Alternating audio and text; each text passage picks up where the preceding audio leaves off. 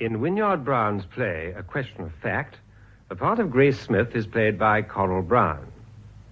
Paul Gardiner by Martin Jarvis, Rachel Gardiner by Jane Knowles, and Arthur Lamb by Maurice Denham. The action of the play takes place in a house in the grounds of an English public school. The year is 1953. A Question of Fact. There. That's got some curtains up for them, Nanny. Well, they'll have to have their supper in here tonight.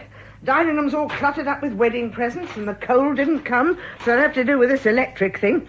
I expect they'll feel the cold after Italy. The college ought to have had this house redecorated, to my way of thinking. Still, Miss Rachel'll soon have it looking nice. Remember how she used to be with her doll's house? Oh, what them poor dolls used to suffer. Oh, it's nice to think of her married, isn't it, with a house of her own? Oh, well, let's hope it turns out all right. You know, Mum, you worry too much. You ought to be more like his mother. She's not the interfering type, Mrs. Gardiner. I thought that at the wedding. Well, there are reasons for that. Anyway, she's not his mother. Not his mother? Oh, hasn't Rachel told you? I thought everyone knew. No, he's only adopted. Adopted? Well, I never. And there was I thinking I could catch a likeness. Poor Mr. Gardiner, though. Just fancy, only adopted. Perhaps you'll understand why we're so anxious when I tell you that he comes from, well, a most unsatisfactory background. Oh, I see. Well, there, Mum, don't you worry. That don't make no difference. My sister-in-law at Clacton, you know, Carrie, she adopted a little boy just the same way. Carrie used to worry about him something dreadful. But do you know, he's been better to her than many sons are, Len has. Yes, I dare say, Nanny, but you see... Of course it's true. You never know with these adopted children. There were some people not far from where I lived when I was with Mrs. Duplessis. They adopted a little girl, and by the age of 5, she was getting pennies out of the lodgers to keep quiet and stop bothering. If they wouldn't, she'd make herself a regular little pest, believe me. Of course, she come of funny stock. Theatrical people, her parents was, and then years later it come out in her. She went on the ice. On the what? Ice. Rosemary on ice, that's what she was in last. Beautiful skater she is, too. Oh, funny how things seem to be in the blood. Oh, don't. Now, Mum, they wouldn't have Mr. Gardiner as a master at the college here if there was anything wrong with him, now would they? Oh, well, I hope you're right. Do you think you can manage now, Nanny? I don't want to be here when they arrive. Mr. Trafford's coming to fetch me. Oh, what a shame. I was thinking you'd be here just to welcome them. No, it's much better not. Ah, that'll be Mr. Trafford. All right, darling, I'll see you. Good gracious me. That's never them, is it? Trip over it. Oh, dear, you have not started the supper. Oh, well, here you are, dearie. Welcome home. Thank you, Nanny. Leave the bags, darling. We'll take them up after. Hello, Mummy. You've caught me. I didn't mean to be here. How are you, my darling? A bit battered. We racketed about, I rather. know. We were amazed to get a postcard from Naples. Whatever made you rush off down there? Here's Paul. Oh, good evening. Oh, you found all your letters. Oh, well, it's lovely to see you both. Il piacere è di ambi le parti. It's all right. He does this all the time. It only means the pleasure's mutual. Davvero. How are you, Nanny? Very well, thank you, sir. Welcome home. Oh, thank you. You'll be wanting your supper. I meant to have it all ready for you. Well, how are you both? Did you have a nice time? The weather wasn't too good. Oh, sorry, darling, this is for you. From your mother, Mrs. P.A. Gardiner. It's no use. I don't recognize myself. Well, I must be off. I don't know what's happened to Charles. You weren't meant to find me here, Paul. You mustn't start regretting you've got in-laws who live in the district. If you hadn't lived here, I should never have met Rachel, should I? No, there is that. Oh, blast, they've gone and changed my classroom. Rome was lovely, wasn't it, darling? We so wished we'd been there all the time. The weather cheered up a bit, too. Well, I think I'll just go and get the things upstairs. Don't go till I come back. We must have a drink. Well, thank you so much, Mother, for starting to cope with the house. Rachel, tell me, is all well? What do you expect? Oh, Rachel, my darling. Why did you have to do it? Why couldn't you have let the whole thing alone? Oh, darling, we had to know. We'd never have known at all if it hadn't been for you. It's the knowing that does the harm, not the thing itself. We were only thinking of your happiness. Oh, I suppose so. Paul understood that. He thought it perfectly reasonable that your father and I should want to know all we could about his background. Of course he did. He's far too conscientious about the whole thing. That's the trouble. He can't help feeling that perhaps he ought never to have married me. Oh, well, my dear, of course, I must say... It's all very well for you to feel that, but when he does, it's paralyzing. Italy was horrible. Hello, Rachel. You don't mind my coming in through the French windows, do Daddy. you? You're early, aren't you, or am I late as usual? You're late, Charles. Oh, sorry. Well, my dear, how was Italy? Did it come up to your expectations? Italy, well, it was rather cold. Oh. Good heavens. Oh, Charles, she's dreadfully unhappy. Have you any idea why? Why do you suppose it's come between them already? Oh, for heaven's sake, Nanny, you didn't start talking about that as soon as you set eyes on Of her. course not. I simply asked if all was well. I suppose it wasn't perfectly obvious what was in your Oh, mind. no doubt it was obvious. It's in all our minds. It must be. It must not. The only chance for their happiness is that we should put this thing right out of our minds. It's no use, Charles. It's too big to forget. Well, is it, my dear? I wonder. I know it seems big, but after all, whatever his father may have done, it's nothing to do with the boy himself. He's not a murderer. But he is the son of one. You can't get away from that. If his father was a duke, wouldn't forget that. Poor old Nina. You're thinking of Charles Nottingham. I believe that's part of the trouble. Well, there's something dreadfully lower middle class about murder. Those awful little houses where it happens, the stuffy, smelly lives of the witnesses. Oh. Well, I like him. And don't forget, he was perfectly willing to release her. He left the decision entirely to her. That was cruel. Don't tell me he didn't know what she'd do. Yeah, well, at least she's done it with her eyes open. It's no use, Charles. When he came in just now, I meant to be nice to him. I was nice to him. Besides, it's not only me. They find it between themselves. Oh, hello. Paul, how are you? I thought I must just stay and shake hands with you. Now I'll be off. You must have a drink before you go. No, really, old boy. Some other time. There won't be another time quite like this. You don't seem to realize how important you are. You're our first guests. Cigarette. Oh, thank you. Oh, Lord, I hope there is something to drink after all that. I'm sure there ought to have been some sherry to come across from my old room. Ah, good. I suppose this might be made into quite a pretty room. Well, not bad. I'd have liked something better for Rachel, but it'll be a nice change for me after 5 years in college. Wonderful flowers, Mummy, in our room. You shouldn't have bothered. Well, here we are. Oh, thanks. Well, here's the greatest happiness to you both. Rachel? Paul. Thank you, darling. Now, come along, Charles, do. Goodbye, Paul. Don't bother to come out. Right. See you again soon. Oh, thank you for the drink, Paul. You know, I really am very glad about you and Rachel. Thank you very much, sir. You can't call me sir. What do I call you, then? Don't call me Oh, well, I don't know. Call me anything you like. Goodbye. Oh, God. Well, that's over. I haven't seen you for ages, darling. How are you? Very well, thank you. How are you?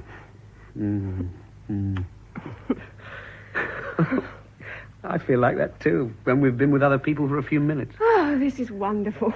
We're home. Do you realize that, darling? Home. Yes. It won't do, you know. It'll never do, having them so near. It'll never work. But I thought he was being so nice. Oh, they both were, straining every nerve to put me at my ease. The atmosphere was thick with tact. Darling, what else can people do? The nicer people are on these occasions, the more aware one is of why they're being nice. The few minutes' time they were here, no one was thinking of anything else. If there'd been a freshly killed corpse in the room, we could hardly have been more chatty and unperturbed. I'm sorry, darling. I'd be all right if I didn't love you. Paul. If this hadn't been all mixed up with our getting married, I don't suppose I'd have turned a hair. But just now, when it matters more than ever before what one is. But don't you give me credit for any judgment. I'm extremely shrewd. I think you're a splendid proposition. Your family don't. If I don't mind, what's it got to do with anyone else? It's not their business. If they cared tuppence for your welfare once they knew I was adopted, of course they want to know my history. Look at the Carter boy. Both parents chronic alcoholics, mother committed suicide. Look what happened to him. Oh, darling, he was schizophrenic. Here you are. I've done you croquettes. Oh, books, books, books. I've never seen so many books. I was saying to Mrs. Trafford just now, there's no doubt about Mr. Gardiner being clever anyway. Perhaps there was doubt about my being good. No, sir, of course there wasn't. Not in my mind, anyway. But Mrs. Trafford wasn't so sure. Well, you know what mothers are, sir. Oh, Always thinking some harm's going to come to their precious Nanny, children. could we have some more salt? Well, there you are, dear. It's on the tray. I told her. I said it doesn't matter who a person is or what a person is, so long as he's All fond right, of you. Nanny, that'll do. Oh, dear, yes. I mustn't stand here gossiping. Ring if you want anything. I think she knows. Nanny, of course not. She seemed to be, well, trying to reassure me in some way. That's just nannyism. You try a croquette. Oh, not bad. You said she wouldn't be able to cook anything but bread and milk. What is it, darling? I was thinking about your mother. Strange of her to write to me. Well, she and I don't find it easy to communicate these days. I think we both feel a bit guilty. Oh, no wonder she does. It was astonishing of her to tell you that. I drove her to it. I was awful to her. But she must have foreseen that you might come in one day and say, look, I must know who am I, especially if you were going to get married. Well, she couldn't have foreseen the other things I said.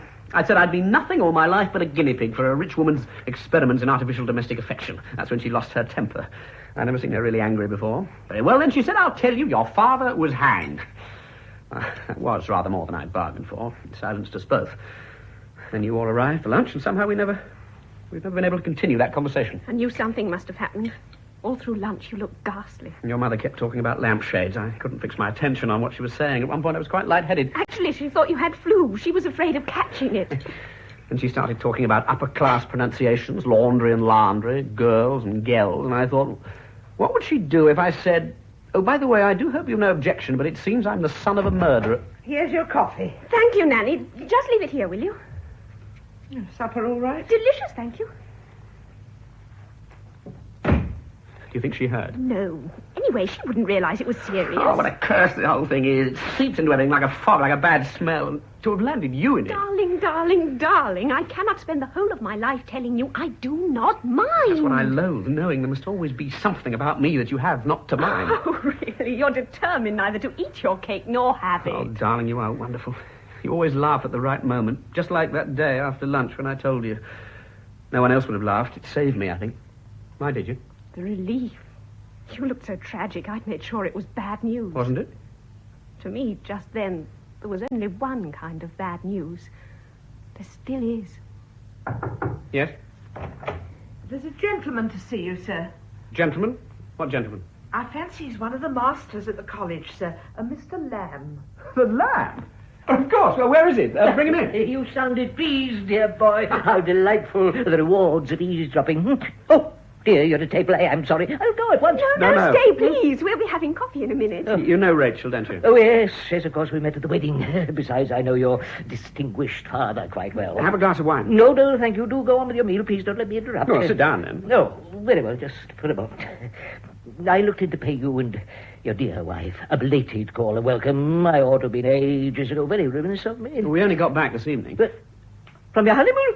Oh, well, oh dear. Good gracious, you won't want me then. I am sorry, dear. I am sorry. I thought you'd be wanting another cup. Thank you, Nanny. Now you must stay. No, really. White. No. Very well, then. No, black. I always drink my coffee black. To try to persuade myself I'm a man of the world. Ours is a dreadful profession, you know. One's always ashamed of it. Well, you needn't be. I sometimes think, no, let it not be true. I am not. I cannot be one of them. And yet I am, of course. There's no getting away from it. I am. Here's your coffee. Thank you. And of course, you know what's wrong with them, my dear. So many of them are bachelors, enemies to life, to Lunsby. Oh, they swill their beer and tell their smoking room stories, but underneath they're dangerous. They're prim. What a good thing I married you, darling. Since my dear wife died, I've come to realize more and more how much I owe to her. One needs to escape from that dreadful common room atmosphere. It's not easy to preserve one's humanity in a public school. People like you and Mallory seem to manage it. Yes, poor Mallory. What? Oh, of course, you've been away, you wouldn't have heard. What is it? What's happened? I'm afraid he's dreadfully ill. Ill? He went into hospital the week before last for observation. And now they say there's very little hope. A tumour on the brain. Inoperable. I suppose I owe more to him than to any living man. The 2 years I spent in his form changed the world for me. I'm so glad to hear you say that. Of course, he's far and away the best man they've ever had here. He's made the classical sixth into something unique. I don't know how he did it. Looking back now, it seems as if all the values of civilization, of the human spirit, used to be distilled in that shabby room. Oh, we didn't do it really, I suppose. It was simply the quality of his mind. I thought they could operate nowadays for tumour on the brain. In this case, it seems no. He always seemed to me remote, cold. You should have heard him taking his form. Quite casually, by an inflection of the voice, an edge of irony, he could set alight in you a lasting passion for an idea. If I felt I could ever do for even one boy what he did for me, it would be worth the hell of being a schoolmaster. But, my dear boy, you can, I'm sure. You're one of the very few of us here who have something of that quality. Mallory's form and your library. I I suppose they were the two greatest benefits of my time here. Yes. You used the library a lot, didn't you? I remember you, quite distinctly. I fancy you were there quite often when you should have been doing something else, physical training or something. I was quite aware of that, you know. You never said anything. Well, I've always wanted the library to be a kind of refuge, a sanctuary, among other things. It worries me you used to take over the library when I go. Are you thinking of retiring? Well, no, my dear, I'm thinking of dying. I'm over 70, you know. I'm only here at half-cock, so to speak. Stop-gap teaching and the library. But when I'm at luncheon in the common room and look down the tables at our revered colleagues, I think to myself, no, there's not a librarian amongst you scoutmasters, all of you hearty, narrow-minded men, except you, my boy. I sometimes hoped you might consider taking on the library when I'm gone. Me? Well, I don't know. Well, you're the only man on the staff here with enough true humanity to make a good librarian. When some dirty little junior boy comes along, you know, one of those frostbitten, chilblainy boys with bad circulations, children of elderly parents, I often think, and wants, say, an engineering textbook. Now, it needs a man who can see that here may be the beginning of some great mechanical or scientific achievement. In our job, we must be friends to life, even in its most unprepossessing forms. And you have the imagination for that, my boy. You can see beyond your nose. I don't always like what I see. Well, no, but that's what the chaplain would call our cross. Good night, dear girl. Forgive me for intruding. I remember how annoyed my dear wife used to be in the early days. Someone interrupted our evenings together. How life slips through one's fingers. I came here for a term, you know, and I've stayed 40 years. My whole life has been more or less an accident, as it were. Well, I hope for you this will be the first of many happy evenings. Interrupted as seldom as possible by garrulous old men. I beg your pardon. I beg your pardon. Not at all, sir. I'll come and see you out. Oh, funny old gentleman, that. Eccentric. Nice, though. Still, you don't want people butting in like that. Oh, dear. I can't get used to it somehow. Used to what? Seems only the other day you were sitting by the nursery fire in your red dressing gown having your bread and milk. Now you're grown up, married, and facing all the horrors of life. Nanny, really? Well, dearie, you never know. Your mother and I was talking about it only this evening. Marriage is a gamble at the best of times. I wish to goodness Mummy wouldn't talk like that. Well, you can't blame her. I told her, I said, I'm sure Mr. Gardiner's all right, whatever his parents may have been. You mean to say she told you? Oh, how could she? Oh, come now, you don't mind me knowing, do you? You don't want anyone to know. Oh, I suppose I don't mind so much, but Paul does naturally. You know you can trust me. I won't mention a word. He need never know that I know. Why will people interfere? Oh, I am sorry. I didn't know you'd mind so much. We'll be seeing a lot of him, I expect. His house backs onto our garden. I shan't mind. He's nice. Well, I'll be off to bed as soon as I've finished. Yes, Nanny. Good night. You mustn't tire yourself. Good night, sir. I'm real glad about you, Miss Rachel. I am indeed, sir. Oh, thank you. That's very kind. Good night. There it was again. Did you notice? Notice what, darling? The way she looked at me, a sort of overacted sympathy. Oh, don't keep on about it. It's such a bore. Oh, I'm sorry. The last thing I want to do is to bore you. Oh, darling, don't. What's wrong? Tell me. We're quarrelling. We're not. I'm sorry I spoke like that. No, it was me. Of course you're not a bore. It's only the... I suppose I'm tired, that's all. All right, I ought to keep these dreary anxieties to myself. It's all imagination. Is it, perhaps? I don't know. That look in her eyes. Did I imagine that? I think so, yes. Anyway, it's absurd to read all that into it. How can you ever be sure what a look in the eyes means? I know what your eyes mean, my darling. Do you? Quite certainly, without the shadow of a doubt. They're the most direct, the most honest eyes I've ever seen. Darling, what's the matter? I'm lying to you. She does know.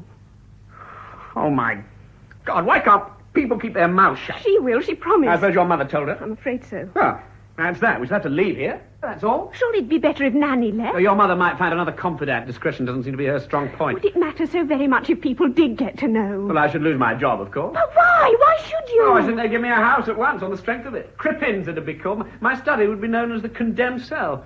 If I sent for a boy to see me, it'd be known as taking the drop. Paul, darling, don't. Now, you've advised me often enough to take it lightly, make a joke of it. Well, that's the form the joke will take. Your cigarettes are upstairs on the dressing table. Are they?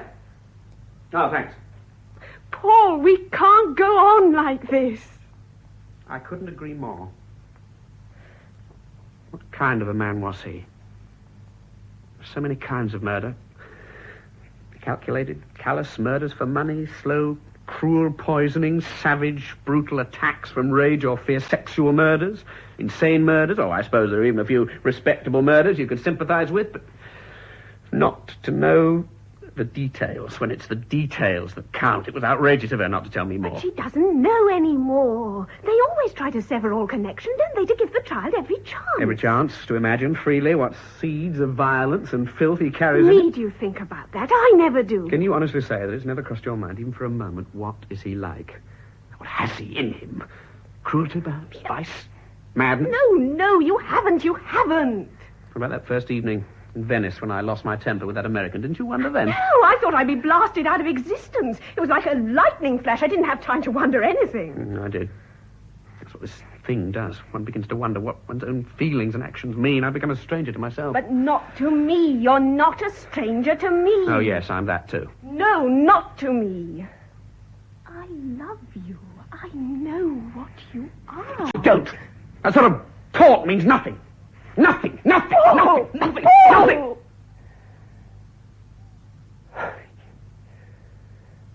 You see? You don't know what I am. Neither of us knows.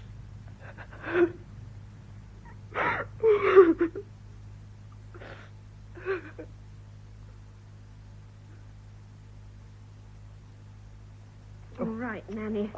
Now stand back and let's see how it looks now. The trouble with you is you're quite a different shape from the captain of the second 11. He'll be missing his catches in this get-up. Playing Cassandra, not cricket. Turn round, would you?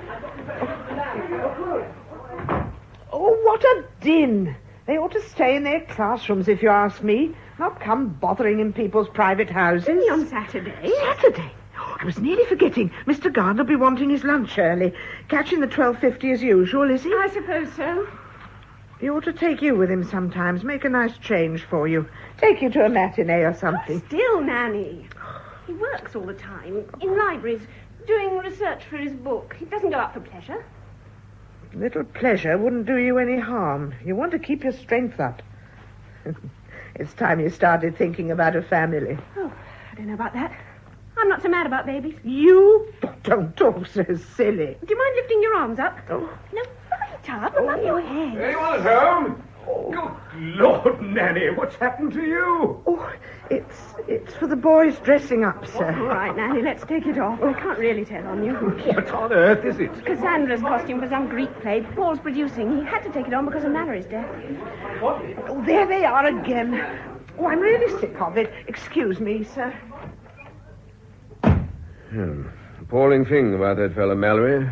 Quite young, wasn't he? 50-something, that's all. Where's Mummy? Oh, he's having coffee with two conservative ladies. I decided I was a liberal. And I must have those Virgil essays by Friday, then we can discuss them. Everything all right? Yes, darling, fine. Fine. Hello, darling. Oh, hello, sir. Haven't seen you for ages. Darling, I'm going to a cigarette. Oh, my love, no nicotine. What an emergency. Here you are, quick. Can't have you having a nervous breakdown. Isn't she good at it? What, being the little woman? Yes. Have you seen the costume for the Agamemnon? Well, I've seen Cassandra. Now, That's better. That's the snag about being a schoolmaster, the number of hours in the day when you can't smoke. It saves 100 a year. Pass me that needle and thread. They're would you, just Daddy? the hours when one wants yes, to thanks. smoke. Let's give the whole thing up, darling, and go and run a hotel in the Bahamas, shall we? Lie all day on the beach, smoking American menthol cigarettes? You can't run a hotel by lying on the beach. Oh, we'll own it then. You're far too good to be a schoolmaster's wife. Don't you agree, sir? She deserves a glamorous international airline sort of existence with a good solid spiv of a husband who knows how to, what's it called? Operate the money market? I gather the boys have been a bit stupid this morning. Stupid? As a matter of fact, it's been an exceptionally good morning. It's exciting, you know, when boys you've been teaching for months suddenly get a grip of the language. When that happens, something else happens, something quite big, an actual flash of communication across the centuries. I don't remember that ever happening in my school day. Well, it doesn't often. But this morning, we were reading Catullus, wonderful, raffish, romantic stuff. Well, usually they stumble through it, fumbling for the words. Might be a government white paper for all the fun they get, but this morning, one of them suddenly started translating it with real irony and point. Irony? You mean you encourage a sophisticated approach to emotion? No, it wasn't a love poem, just one of those sleazy social anecdotes. Catullus, back in Rome from a provincial staff job, broke as usual, succeeds in impressing a girl he meets with the number of his servants, till she asks him to lend her some. Collapse of Catullus. They're not his, of course, they're borrowed. An actual moment of experience like that in the past suddenly come alive, recreated in their minds. Oh, more than that even, spoken, made articulate. They become articulate themselves in English through learning Latin. What about a drink? No, thanks. Rachel, you married an enthusiast. You mean a bore, don't you? I'm sorry. Ready, Charles? My dear. You've just missed the most persuasive dissertation on the teaching of classics. It's no use, poor dear. You'll never convert me. Darling, you finished the new covers. They make all the difference. Don't you think she's done wonders, Paul? What? Yes, of course, she's worked much too hard. Come in. Oh, there's a boy. Oh, I beg your pardon. Am I intruding? No, come in. You know my mother and father, don't you? Yeah, Hello, indeed Mr. I do, Morris. yes. There's a boy waiting for you out in the hall. Worsley Field House. Oh, blast. He's not meant to come now. Oh, dear, my daily woman made me a shopping list till I've left it behind. I find it quite impossible to reconstruct its probable contents, as I don't think her mind and mine quite work the same way. Let me see now. What was it I came for? Oh, yes, of course, to congratulate you, my dear. On what? Well, the news about Paul. News? What news? Well, perhaps I'm anticipating like the newspapers, but about the 6th. The 6th? Oh, you don't mean... But he hasn't told you? No. Oh, dear, now I suppose I shouldn't have mentioned it. But what is it? Well, simply that there's a rumour that the headmaster has offered him the classical 6th next term. Mallory's fault. Oh, how wonderful. Splendid rumour, I must say. Oh, I do hope it's true. He'd have told you, surely. Well, I expect it's only just happened. Oh, perhaps the rumour should be amended. The headmaster intends to offer Gardiner the classical 6th. I had no idea the headmaster thought so highly of Paul. I'm sorry about this. I'd better have a look at the boy's work now he's brought it. Darling, you must Excuse me. just tell us, is it true about you having Mallory's form? Oh, I seem to have made a slight blunder, dear boy. I came to congratulate you on something that apparently hasn't happened.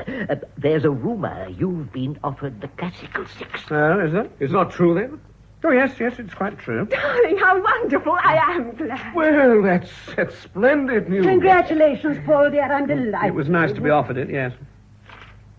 You haven't turned it down. Well, not yet, no, but I shall. Oh, my dear boy, you can't. No one but you could follow Mallory. It's almost a kind of... Inheritance? Well, exactly. I happen to know what you thought of Mallory. I should have supposed you'd feel... I'm quite aware of all that, Arthur. But besides, there's yourself to think of. Turn it down and you'll stagnate for 20 years in the upper 5th. Oh, dear me, no, I shan't be here. Darling, I'm sorry. This has been rather sprung on me. If you've been offered a job at another school... No. I've come to the conclusion I ought to give up schoolmastering. I'm not really suited to it. You... Stuff and nonsense. I beg your pardon, dear boy, but really... What do you think of doing instead? I don't know. Business of some sort. Fur coats for Rachel. Something impersonal. Something that doesn't depend all the time on one's personal influence, one's personal quality. I'm sorry, darling. We'll talk about all this later. Now, don't worry, will you? Perhaps all I want is a job where I can smoke all the time. Oh, dear. I'm afraid that was my fault. No, he's been feeling, I don't know, unsettled lately. I expect this offer just tipped the balance. You think it would tip the other way? Ours is an appalling profession, you know. The only people who are suited to it inevitably feel that they're not. Do you mind if I go out through the garden? Do. Of course, The kind of men who felt that he was cut out for schoolmastering wouldn't be fit for anything. Oh, dear, now there'll be no one to do the library. You really no idea of all this? No, none. Oh, Rachel, how awful. Why? What's awful about it? Have some sherry. No, darling, we must get back. I do hope it's all right. Of course it's all right, Mummy. I'd love some fur coats. What's all the fuss about? Well, it's rather extraordinary. Did you think so, Charles?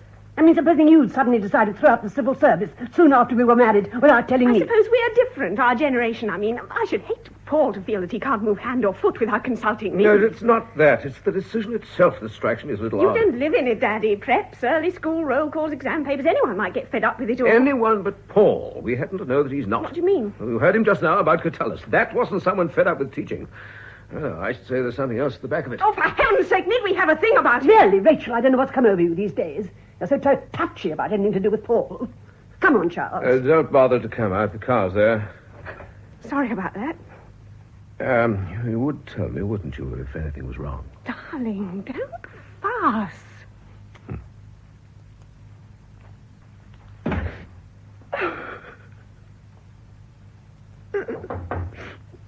Come in. I believe I left my shopping here. Did you? There it is. Oh, why, my dear girl. Well, that was a shock to you just now, wasn't it? I wish I'd never mentioned the wretched business. I can't understand it. What's the matter with him? No, I don't know. Oh, well, I suppose I do, but I thought it was all right now. I don't want to seem to pry, my dear, but is it perhaps some private trouble between you? No? Oh, well. Arthur, I'm sorry. It's to do with something Paul doesn't want talked about. Then, of course, you mustn't. Forgive me, dear. Affection, I'm afraid, makes busybodies of us all. No, Arthur, please, come back. I've got to talk to somebody. I can't just sit and watch while he lets it ruin his whole life. Of course he ought not to leave here. We all know that. Look, how can you help if you don't know? Oh, it can't do any harm, can it, Arthur? For me to talk to you, can it? Can it? No, my dear girl, but you must do as you think best. I shouldn't like to influence you in any way. I don't seem to have any judgment left. It's all so intangible. It all goes on in his mind. As a rather ancient historian, there's one thing perhaps I should be justified in saying. I am a man, and I don't regard anything human as not my business. Did you know Paul was adopted? But of course, my dear, I think we knew that when he was a boy here, but surely that's No, of course not. But now, well, something rather unpleasant's happened. Paul found out that his father was hanged for murder. Oh, poor boy. Yes. But, dear me, though, how extraordinarily interesting. Was it a well-known murder? Should I have read about it in the papers at the time? Do you always read the murders? Well, of course. Murder is, after all, one of the poles of human experience. Not quite so interesting as suicide, perhaps, but still, oh, yes, it is, I suppose, the ultimate sin. I don't know why one should be ashamed of being interested in that. What was the story? We don't know. Paul's tried to find out, but it's not so easy. The courts won't grant permission to look at the records unless there's money involved. Anyway, not knowing has become a sort of obsession with him. You know he goes up to London every Saturday. Yes, his book sounds most interesting. No book. He's searching through the files of newspapers to find out about himself. Oh. Aha! No, it's bound to happen sooner or later. No, get up. Paul, I'm sorry. Don't worry, darling. It doesn't matter in the least.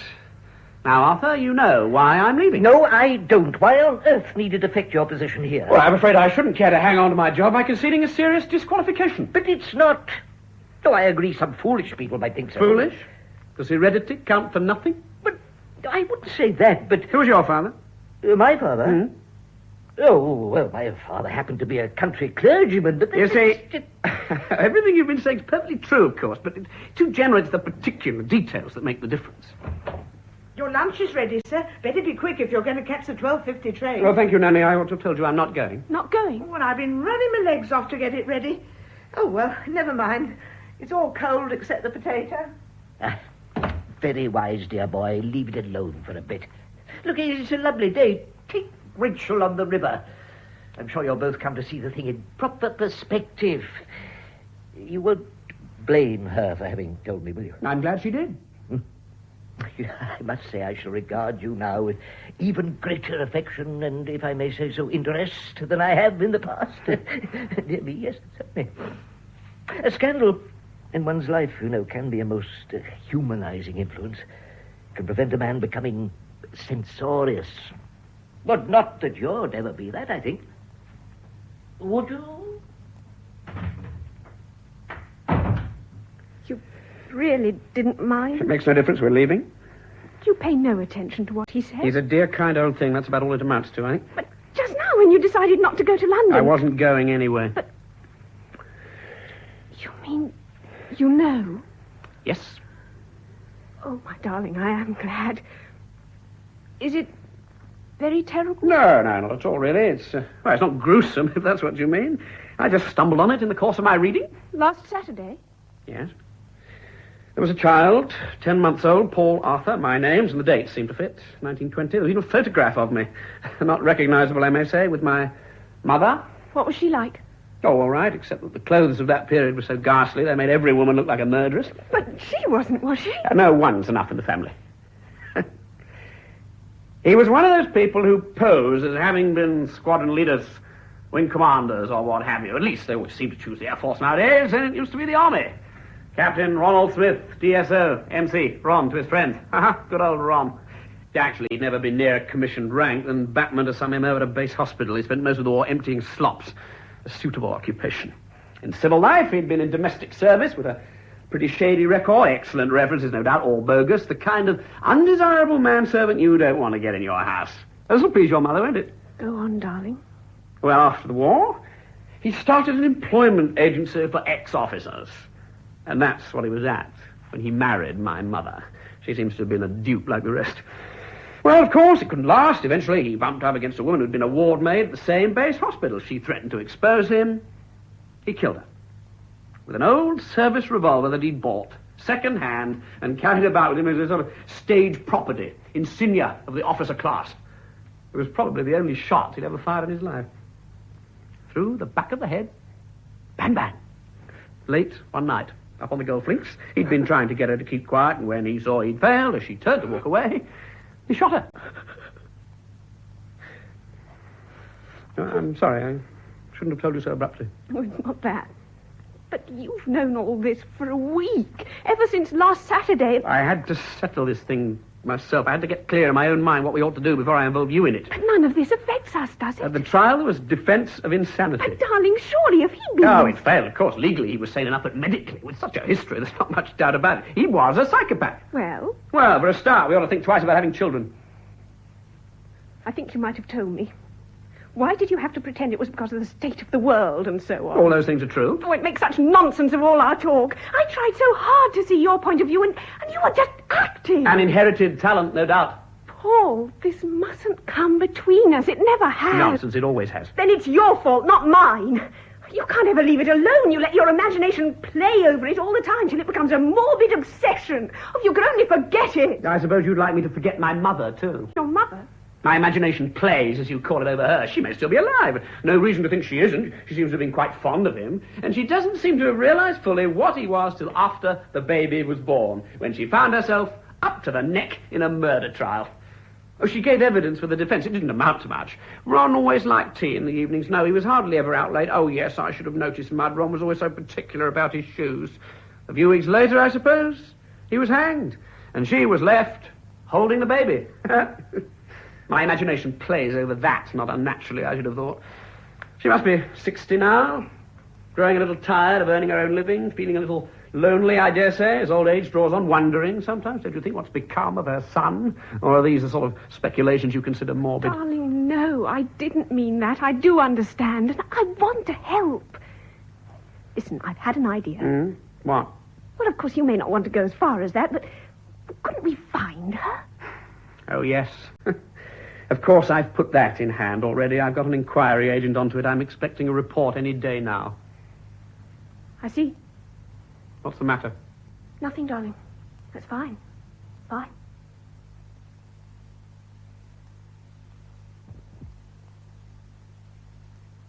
I thought I'd just put these flowers in her room. Darling, I'm so sorry about this. Can't be helped. If she doesn't turn up soon, I shall have to go. Could you drop swap those last 2 costumes on your way? Yes, of course. I never thought of her descending on us out of the blue like this. You don't think there's anything behind it, do you? Well, what sort of thing? It almost looks to me as if she didn't want us to go up there and see her. I suppose if she's poor, she may not want us to see how she lives.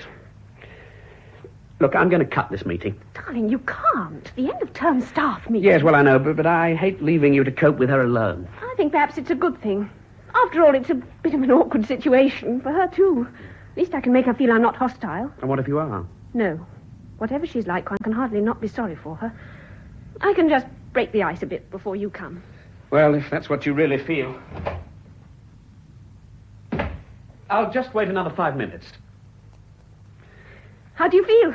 Excited? Guilty, for some reason, as if I were going to be court-martialed. I think I'm a little frightened, too. It's absurd. Nothing to be afraid of, is there? Truth, perhaps.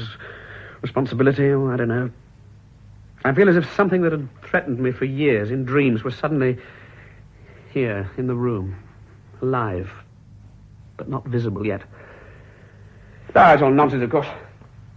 I wish we had more money. What use would money be? Well, for heaven's sake, we can't have her to live with us. What? Well, it may be absurd, but she must be about retiring age. I may have to support her. Even on my salary here, I can't afford 2 establishments. And when we've left here... We really are leaving, then? It's been settled for weeks. But he gave you till the end of the term to decide. No man with a bad psychopathic heredity ought to be a schoolmaster. There's not the smallest reason to suppose that you're in the least like him. No, you and I have got to take a chance on that. But the people who send their sons to school here, I mean, why should they?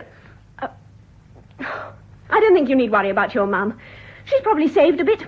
Buyers in these big shops earn quite a lot. You don't know that she is a buyer. She may be an ordinary assistant, the elderly one with bad feet at the glove counter. You have got a taste for the macabre. No, that's not macabre. It's sentimental. I wonder how much bond there is between parents and children, apart from habit.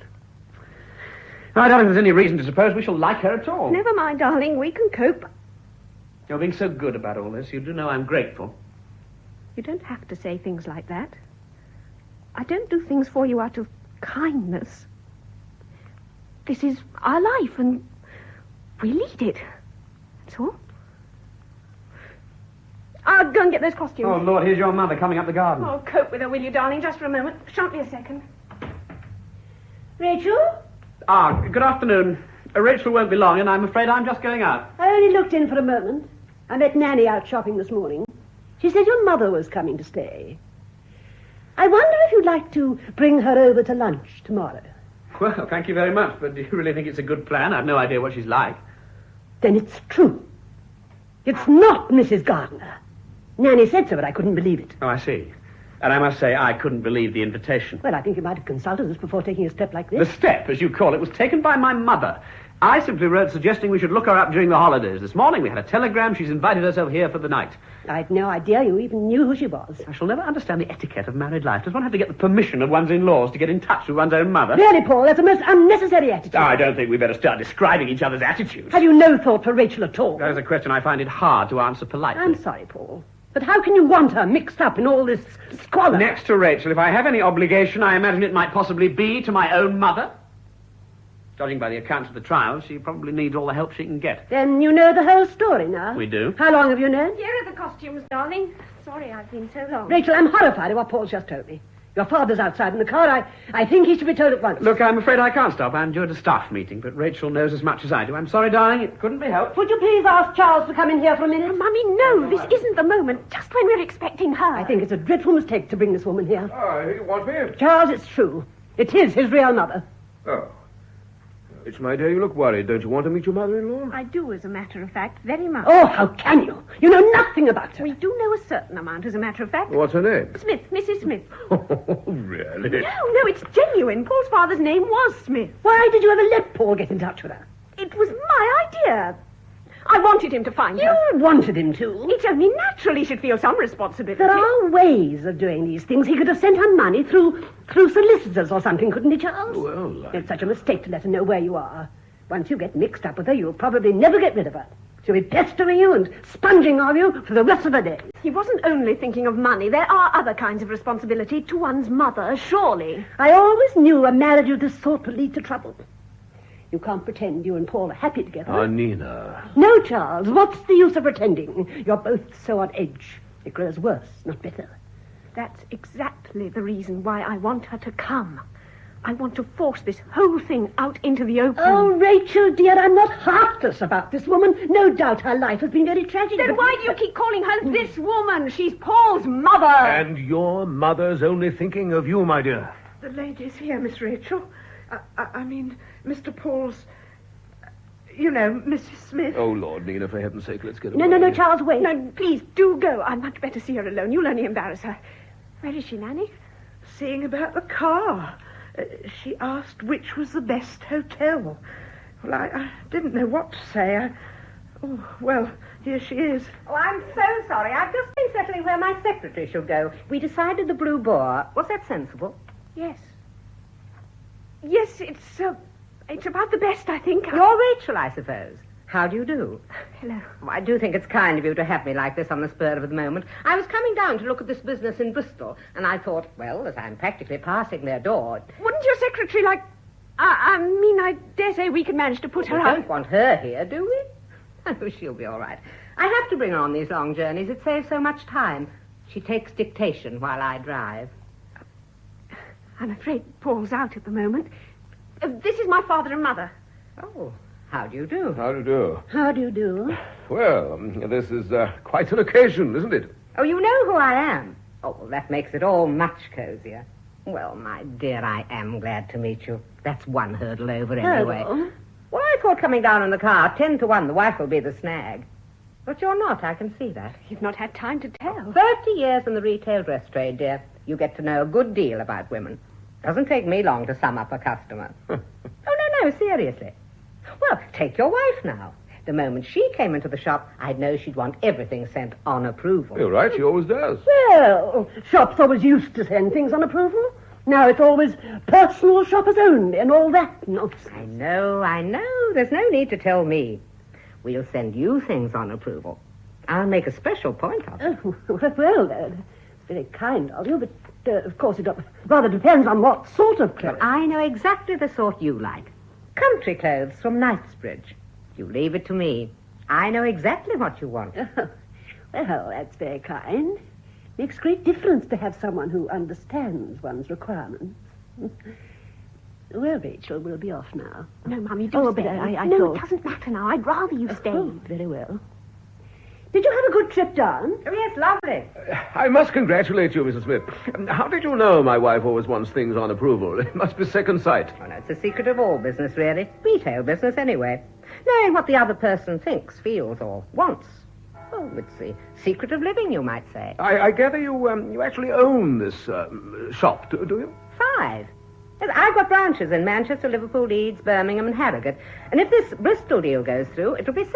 Good heavens. Well, not bad in 30 years, starting from scratch, behind the counter. I hadn't a penny, you know. And all done by, not kindness, I'm afraid, but by noticing people. Knowing just that much more about people than they know about themselves. Here's Paul. Oh?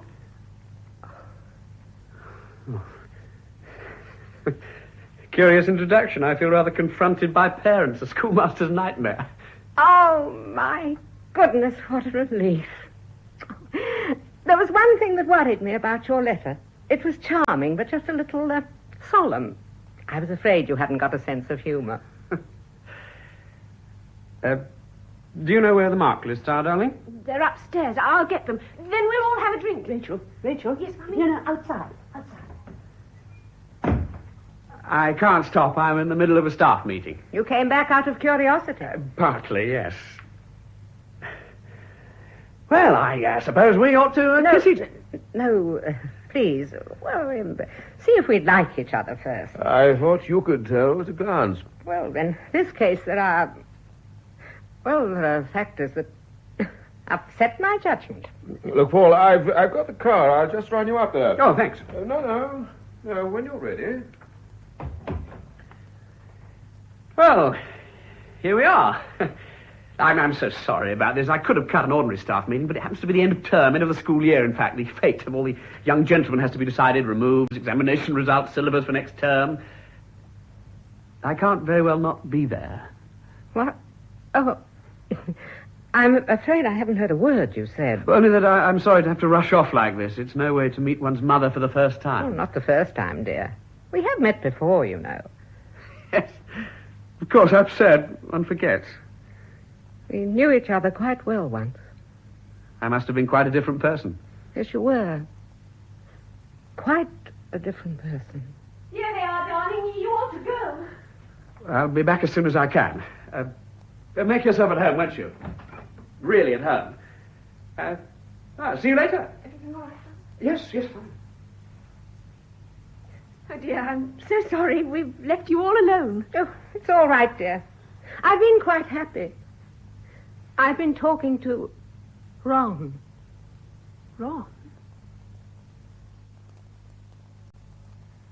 Arthur, this is nice. The very man. Come in, have a glass of wine. No, dear boy, really, I won't disturb you. I rather gathered you had guests. One guest, Arthur. Someone I'd like you to meet. Come on in. No, really, I'd rather not, if you don't mind. I was just leaving you a note. The headmaster asked me. He wants another talk with you. Why must he keep on like this? Anyway, he knows the reason now. He knows? Yes, and I've given him my decision. Look, you don't want to go. Is there nothing any of us can do that will influence your decision? No one can tell me I'm not who I am, Paul Gardiner, alias Smith. It's all right, Arthur. Don't be so dejected. Now, thank you for the message, but there's no point in another interview. I'll ring him later and tell him so. But no, you can't do that. You must go and see him. Why? What's happening, darling? Oh, hello, Arthur. Well, I'm sorry, Rachel. I'm just off. Not on the telephone, dear boy, really. It's so rude. Oh, nonsense. Well, don't you agree, Rachel? The headmaster wants one more talk with Paul, but he can't just ring him up, can he? Well, I don't know. I think Paul must do as he thinks best. Oh, we all know what that means. Paul's so insufferably touchy about the whole thing that I'm terrified to interfere. That's what you mean, isn't it? Oh, I'm sorry. I don't want to do anything crazy about this. Of course, I only want to... All right. I'll go and see him in the morning. Oh, darling, is it all right? Is it what you really want to do? Yes, it is. Not mine now, Rachel. I rely on you. No telephoning. I don't think you need worry about that now. Dear, your old Nanny. I've just had the strangest... Oh, I beg your pardon. No, it's all right. Do come in. This is our neighbour, Mr. Lamb. Mrs... Well, I expect Paul's told you who she is. No, I haven't. Well, go ahead. Well, it's Paul's mother, Mrs. Smith. You mean his... Oh, good gracious me, how interesting, dear me. Yes, good heavens, how do you do? How extremely interesting. You've heard of me, then? Well, yes, indeed, I have. And, yes. We've told Arthur everything. He's our best friend here. Oh, dear Rachel, am I really nice of you? Oh, you're a master of the school, too? Oh, dear, is it so obvious? Well, my goodness, there's nothing to be ashamed of, is it? Education is one of the most important things in the world. Half the trouble with Ron was no education. Really? I do hope you don't mind my knowing. I'm glad you do. I was beginning to wonder if we'd ever be free to talk this evening. There's always someone here. I say, what about your Nanny? She came in to clear the table, and no sooner had you gone than she started telling me how broad-minded she was. Does she think Paul's illegitimate? Oh, really? I am sorry. We ought to have warned Oh, you. no, it doesn't matter, dear. If that's their story, I thought, I'm sticking to it. I'm afraid she got that impression from something my mother once said, and we've let her go on thinking it. Oh, I see. Oh, well, people always think that about adopted children anyway. Of course. I used to think it myself. Did it worry you much? Oh, not particularly. I used to fancy myself a rather romantic figure, the love child. I often used to wonder what sort of story they'd tell you. I was left to make up my own stories. What did you make up? Oh, I'm sorry, Mr. Lamb. This is such a bore for you. I'm brimming over with questions I want to ask. 30 years of frustrated maternal instinct. Oh, women are terrible. Go on, tell us what you made up. Oh, well. At first they were more or less fairy stories, the emperor and the milkmaid, that sort of thing. And as I grew older, they became more squalid, more realistic. Oh, how rude. There was nothing squalid about your birth. Well, you know what I mean? There was a gradual descent in the social scale. The emperor gave way to a drunken undergraduate earl who'd slipped out with a tobacconist's daughter. My father was a nonconformist minister. Was he? That must be where Paul gets his conscience. Has he one? Oh, very severe. Later on, when I was at school here... Who were you? I didn't know. He's an old pupil of mine. In those days, I introduced an artistic bohemian, the touring actor and the landlady's daughter. There was a long period when I felt sure I was the son of an actor. You weren't far wrong. Yes, well, so it went on. These stories kept changing as my experience of the world changed. Whenever I was accosted near Piccadilly by a large middle-aged lady in a fox fur, I always felt convinced that she was probably my mother. I think it upset you more than you knew. I find it all so interesting, the whole history of literature in miniature. Starting with stories of kings, semi-divine emperors, right down to the 19th century realistic novel, with its special interest in prostitutes. Here's coffee. Yes, well, dear me, I must be getting along. Won't you stay and have some coffee, Arthur? Oh, no, my dear, not tonight. You must have a great deal to say to one another. Oh, dear me, yes, a great deal. Besides, there's a concert. A concert I want to hear on the wireless. A Brahms concert. Dear lady, we shall meet again, I hope. Paul, my dear boy, I'm so glad. What an absolute charmer. Oh, how happy I am. Because of Arthur Lamb? No, because of Paul and you and... Well, yes, Mr. Lamb too, I suppose. Milk? No, dear, black. What about a liqueur? I'd love one. I thought in the car coming down, suppose they turn out to be the sort of people who don't have drinks. Where's that stuff we brought back from Italy? Finished, darling. I don't think there's anything in the house. Oh, Lord. We didn't know it was going to be this sort of evening. We didn't. That's what I want to celebrate. Do you like brandy? Well, yes, but please don't bother. Oh, it's easy. I can get it at the pub. Won't take a minute. Oh, my goodness, this is so exciting. To think that all these books are his. 5 centuries of Greek religion, the Silver Age of Italian poetry. Somehow I've never thought of all this. Did he go to university? Oxford, yes. Oh, she did pretty well by him, didn't she? I thought any woman who'd deliberately take that risk must have something in her. I wasn't allowed to meet her, you know. Oh, full information, of course, but information doesn't tell you what a person is, does it? Would you say that, well, on the whole, he'd had a happy life? With her, you mean? Oh, I think so. Oh, it's such a lottery, this adoption business. I've often wondered whether I did right, and then to come down here and find it all comes off better than I dared even to hope. Yes, I suppose it has. Well, of course, I couldn't have given him all these opportunities. Not as I was then. But he's made such good use of them, too. Oh, I feel as if I'd won the Irish sweep or something. Do you really feel so much for him after all these years? What, for him? Oh, I don't know. Well, I suppose it's for myself, really. Wait till you've got a child of your own, my dear. You know what I mean.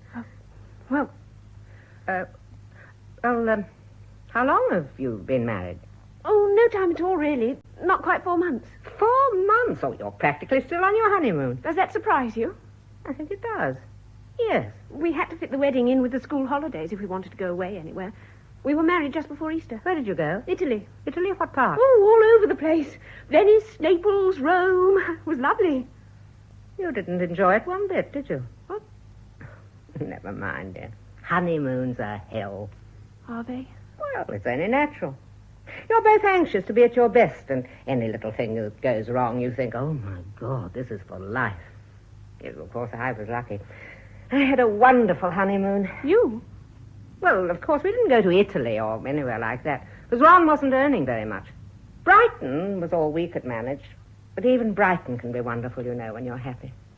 I'll never forget walking back along the front late at night. Nobody much about, the sound of the waves down below on the beach and the moonlight slanting across the sea as if we'd had the whole world to ourselves. Oh, I suppose you're one of the people who thinks Brighton's an awful place. Oh, no, it's not that. And were you really happy with him? Well, why not? I don't know. When one knows what happened afterwards. Oh, very few people would be happy if they could see into the future. I guess I've always loved Brighton just because I wasn't happy very long. Of course, it depends on what you've been used to. I'd never been about much. I'd never stayed in hotels or anything like that. It was all new and exciting, hotel life. Or having drinks in the bar, eating in the restaurant with a band playing. Ron always used to be so amusing about the other guests. He used to try and guess what they were, what their relationship was. Oh, he made up all sorts of stories. Paul does that, too. Oh, well, that's different. With Ron, of course, it was more or less professional. I didn't know that, though. I thought it was just a game. Afterwards, he used to scrape acquaintances with them in the bar, check up how right he was. I believe he did a lot of business that way. He was always at his best in hotels. Well, that's how he started life, you know, a page boy at Clarges Hotel, Dover Street. Didn't tell me that, though. He used to make out to me that he'd been to a school like this. I believed him at first. Sorry I've been so long. Here we are. That's the brandy I always have in the flat.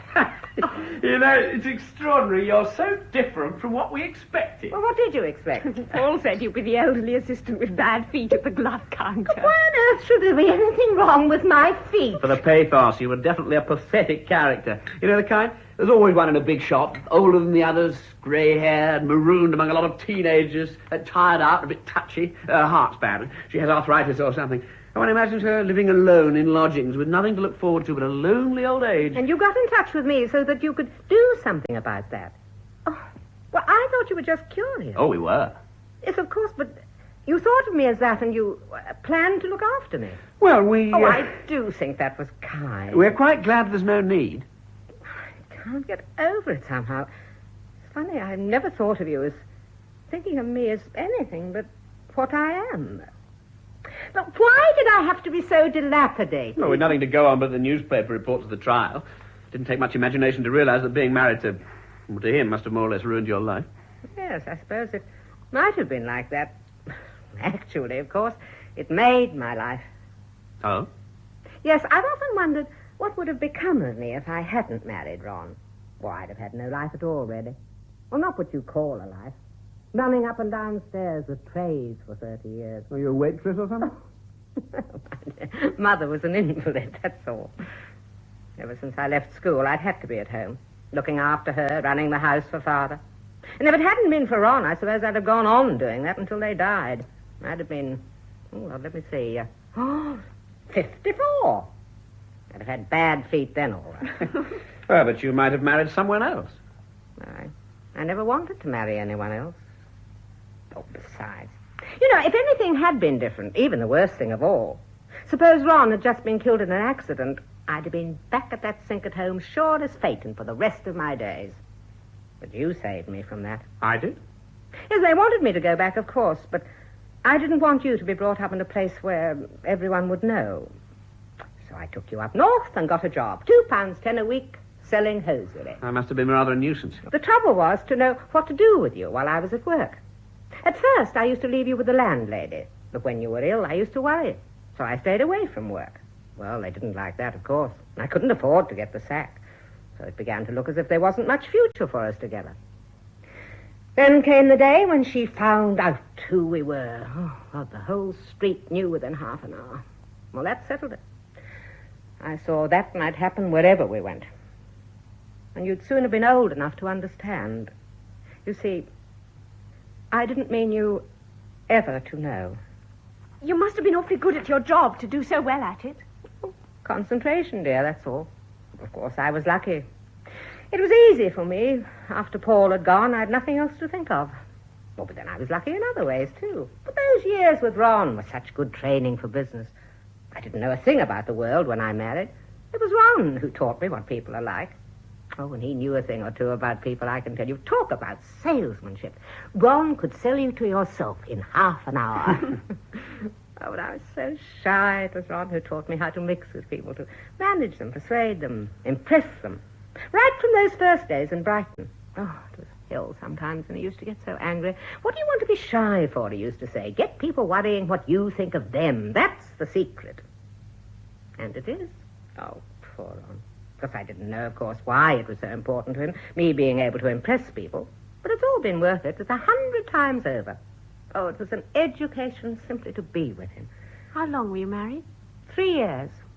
Not long, was it? But long enough to go through the whole cycle. Love and birth and death. Oh, there isn't much else, you know. There wasn't much... Well, there was nothing really left out. Even happiness. I was happy, my dear. After years of dull routine, I'd been snatched into life. And ever since, I've had that reserve of experience to draw on. But surely the end must have outweighed it all. Well, no one can know. But when you've been to the bottom, when there's nothing worse left for you to learn or feel, you get a kind of strength from that, too. The strength of disillusion? No, it's not that. It comes simply from knowing absolutely for certain what counts in life. What can survive everything. I don't think you have the least idea of how remarkable you are. Me? I'm very ordinary. No, you're not. You're not. Come on, darling, let's drink to her. Oh, you're magnificent. It's all very well to talk about good coming out of evil, but it doesn't, not unless someone's got the power to transmute it. It's the only power in the world worth tuppence. My God, it's extraordinary. I expected anything but not to admire you. Putnia metia, yes, there is something Greek about you. You've got all the clarity and reasonableness of Greece, the balance. Putnia metia, yes. That's Greek, isn't it? What does it mean? Putnia? Oh, no one quite knows it. It's an ancient Greek word of respect applied mostly to goddesses and queens. It's the stock adjective for mother in Homer. Revered, august. Putnia metia, honoured mother, I salute you. Oh, you're so like Ron. You look so like him, too. There now, standing there with your glass, you might be him. Really? Oh, yes. Yes, and that, too. Everything you do and say, the way you talk, laugh, move. You know, this afternoon when I came in, I wasn't prepared for it somehow. Well, we were just about to drink your health. Oh, my dear, and I interrupted. I am terrible. Come on, Rachel, what's wrong? You're going to drink to your mother-in-law? Yes, yes, of course. Oh, it's not bad, is it? It's brandy, not at all bad. I loathe austerity. Oh, to be able to afford brandy every night, the water of life. One quite sees why they thought it cured everything. Well, who did? Well, pretty well everyone when brandy was first distilled. Oh, an advertising record. No, seriously, according to the best medical opinion. Half a minute, I've got it here. Brandy, the great Tudor panacea. Much gayer than aspirin, don't you think? Yes, here we are. The burning water or water of life. It helpeth red and duskish eyes. It is good for them that have the falling sickness, if they drink it. It cureth the palsy, if they be anointed therewith. Sharpeneth the wit, restoreth memory, maketh men merry, and preserveth youth. The smell thereof burnt killeth flies and cold creeping beasts. It is marvellously profitable for frantic men, such as be melancholy. It putteth away fracine, ringed worms, and all spots on the face. Now, if you'll forgive me, I must just go and ring up the headmaster. Paul! Forgive me, I shan't be long. Paul, please! Please don't! Oh, how could you? How could you? Why, what have I done? How could you say all that about his being like his father? He's out there now throwing up his job here, his whole career, everything. Because of what I said? Oh, but that's madness. Go and stop him. No, it's no use. Then I will. It's idiotic. No, don't, please. I dare say it would have happened anyway, tomorrow morning. But there was just a chance, and everything seemed to be going so well this evening. Oh, it's my fault. I ought to have warned you. Now, come and sit down, my dear. You must tell me what all this is about. Oh, can't he be back at any Oh, moment? I can deal with him. Now, listen, you're exaggerating. Oh, he was surprised. Of course I could see that. But I don't think he minded. He was being quite gay just now about the Well, brand. that's only a mask, that awful, awful self-defense. Oh. God, it's all so familiar. He minds very much, then, about the past. Yes, desperately. He's never free of it for one moment. He pretends to be, but he's not. Oh, my God, how angry this makes me. Angry? Well, why do you think I ever let him go? Why do you think I kept away for 30 years? I meant this never to happen. What on earth possessed this Mrs. Gardiner? She must have been mad. It was my family. When we were engaged. My mother. Oh, I see. The old on-approval trouble. I just don't know how to deal with it. The moment it's mentioned, quick, cover it up. Let's be gay, let's be ironical. Don't let's ever show what we feel. Oh, we mustn't be found talking about him. He'll be so angry. Oh, you don't.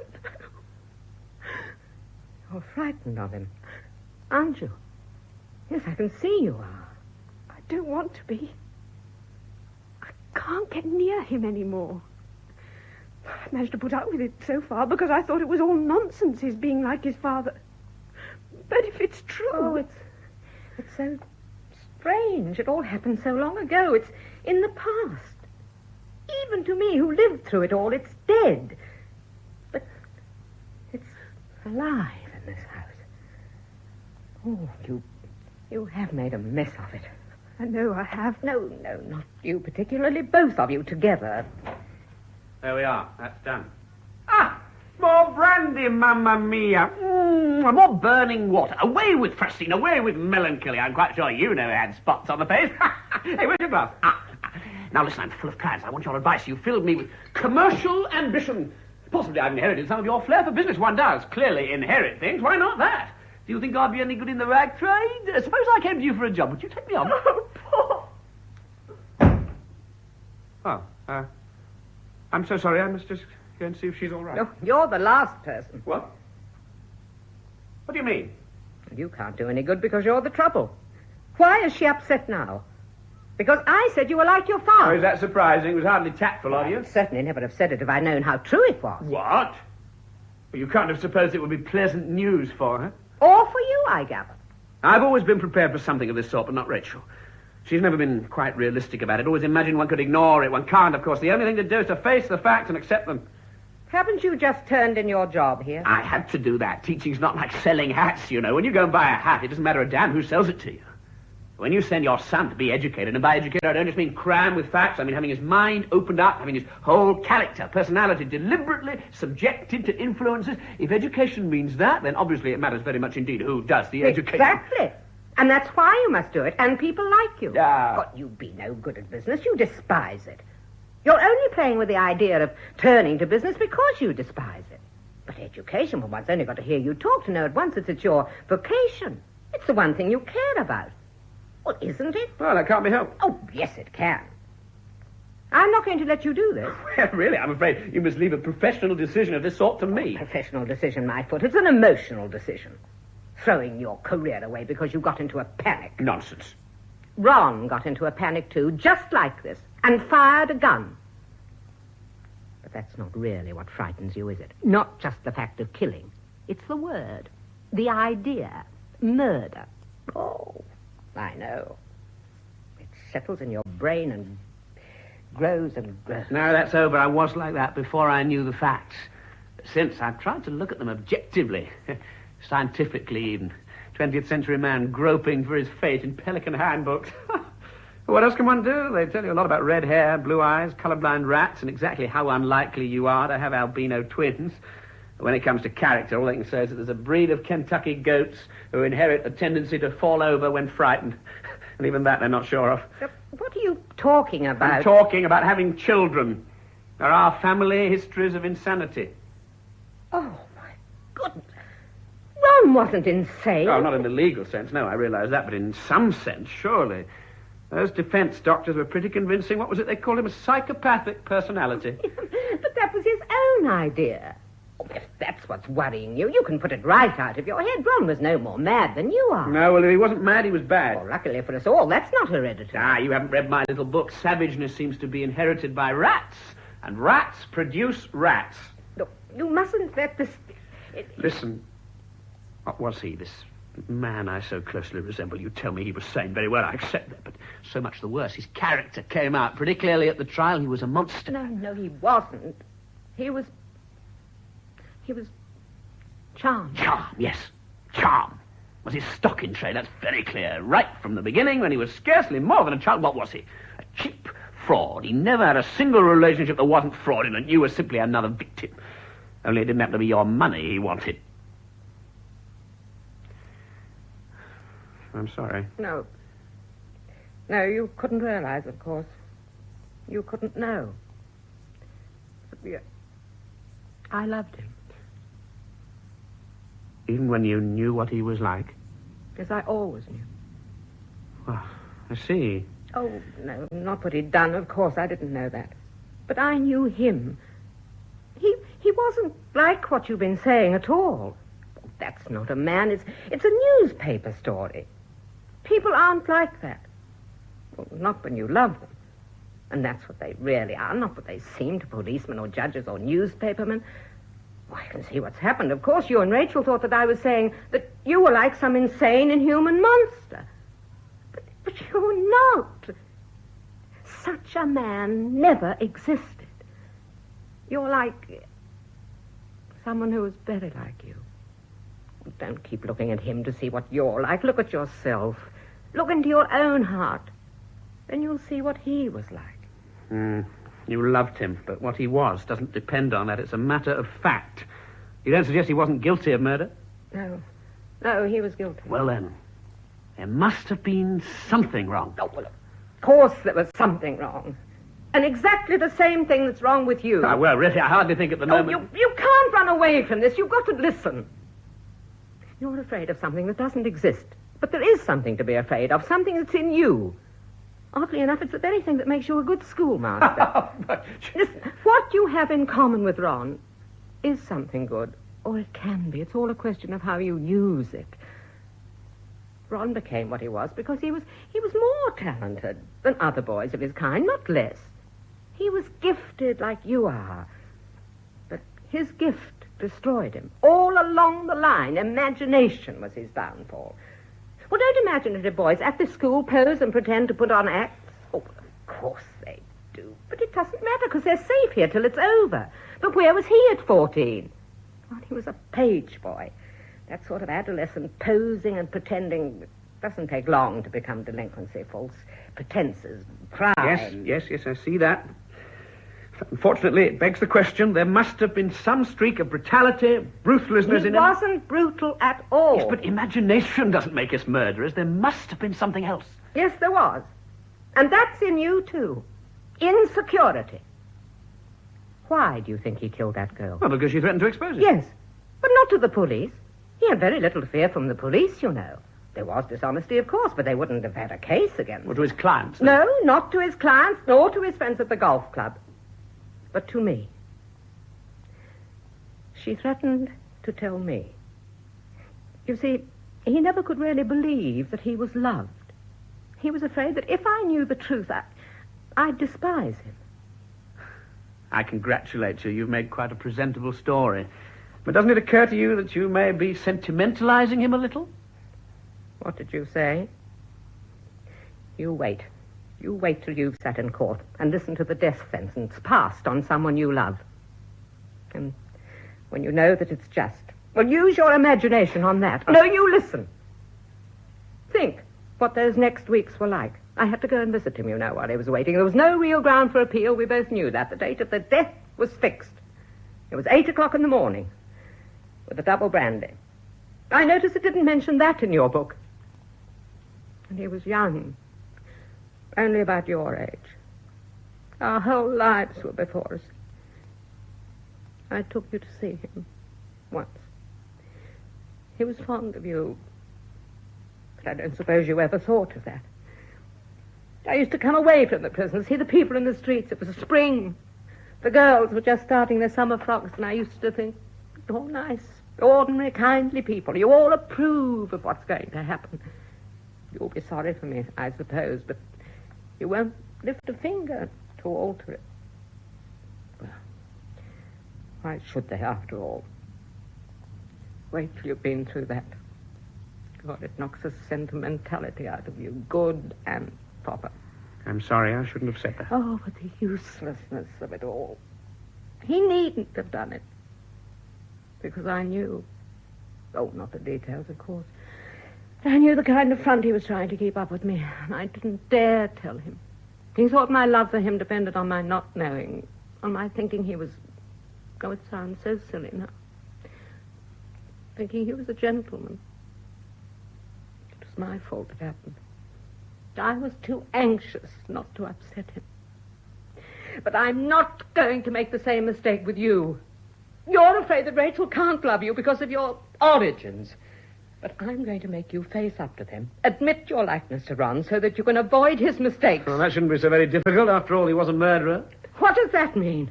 That in a moment of panic, he did one idiotic, destructive thing. He destroyed not only the life of that wretched girl, but his own life and very nearly yours and mine. The lives of the only two people in the world that he loved. Don't you recognize that? Don't you see that in yourself, too? I deny it. You're pressing this preposterous likeness out of all reason. Listen, do you know, when you reminded me most vividly of Ron, well, it was this evening when you'd been to the telephone and you came back. You were very gay and excited. You were full of plans. Well, that reminded me of the one evening when Ron came back like that. He was gay and light-hearted, too, more than usual. He was full of plans for the future. He got out a lot of travel books from steamship companies. He always collected them. They fascinated him. Tasmania, Chile, Peru, South Africa. He made me choose where I'd like to live. Lima. He kept on saying, now, let's go and live in Lima. He was laughing a lot. He was excited. So I knew that something was wrong. But I didn't know what until some days later. That was the night of the murder. Only half an hour before, he'd been pushing that girl's body into the water. He was reckless and light-hearted because he knew that he'd thrown his life away. And so did you tonight. This resignation of yours is your murder. You do see. God, I only hope it's not too late. Oh, it's not too late. They want me to stay here. No. I meant too late for you and Rachel. Rachel? Poor girl, she doesn't know how to cope. She's frightened of you. Rachel frightened of me? Nonsense. She's been frightened of you for a long time. Imagination and fear. The most destructive combination in the world. That's all. Sorry I've been so long. I've been helping Nanny. Having a visitor puts her in rather a flap. Am I interrupting? And a very good thing, dear. I expect I've said far too much. Now, if you don't mind, I think I'll go to bed. It's been a tiring day. Good night, Paul.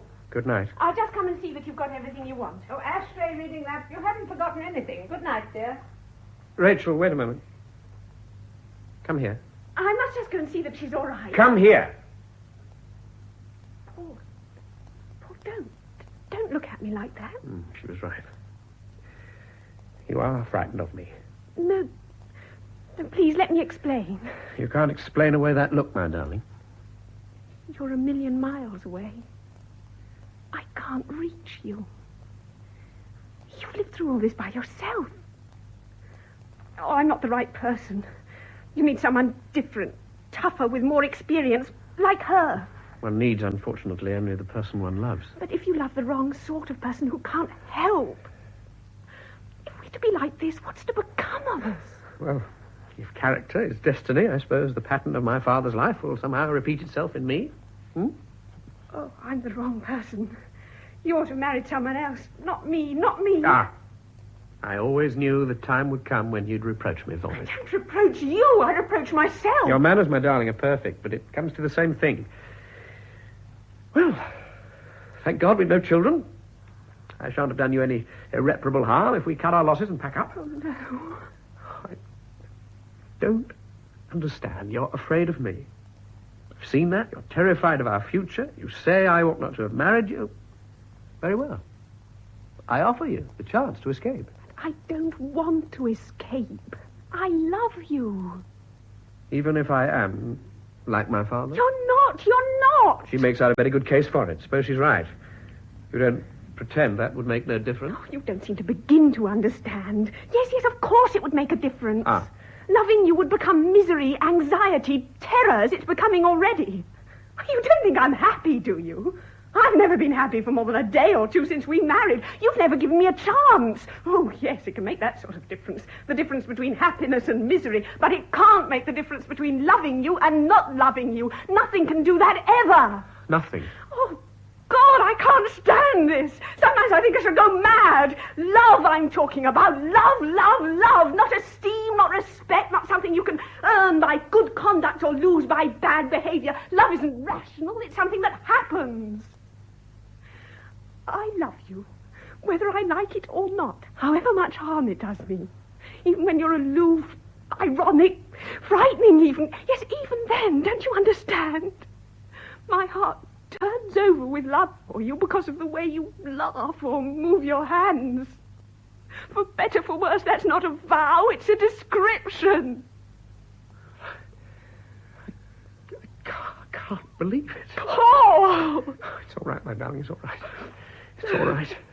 Rachel, my darling.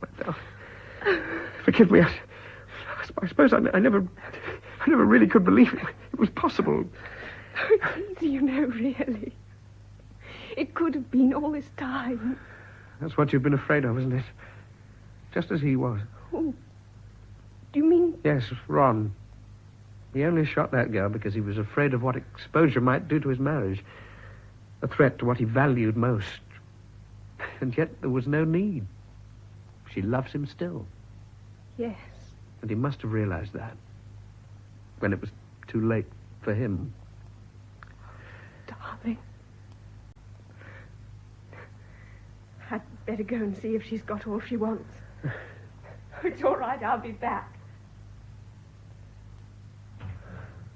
Did I leave some exam papers? Ah, there they are. Good. There was a time when I looked forward to correcting the boys' essays. I used to think one would see what had been going on inside their heads. One doesn't, you know. What would you say, Arthur, if I told you I'm going to stay here? Then you'll be able to do the library. Arthur, you love that library like a child. No, it must have a man of imagination. Oh, I'm through with imagination. In future, the young gentlemen in my form shall keep their noses to the grindstone of fact. Oh, you're joking, of course. You look quite annoyed, Arthur. But to me, that sort of talk is blasphemy, dear boy. Without imagination, how can we apprehend the simplest fact? To me, I suppose, any day now, time must have a stop. Half a century of reading and thought, and what does it all amount to? One sentence from Keats' letters, the only fragment I've shored against my ruin. I am certain of nothing but the holiness of the heart's affection and the truth of imagination. The holiness of the heart's affection? Yes, I believe in that.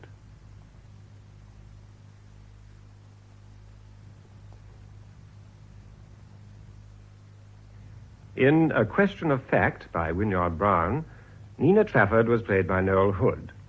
Nanny, Margot Boyd. Paul Gardiner, Martin Jarvis. Rachel Gardiner, Jane Knowles. Charles Trafford, John Bentley. Arthur Lamb, Maurice Denham. Grace Smith was played by Coral Browne.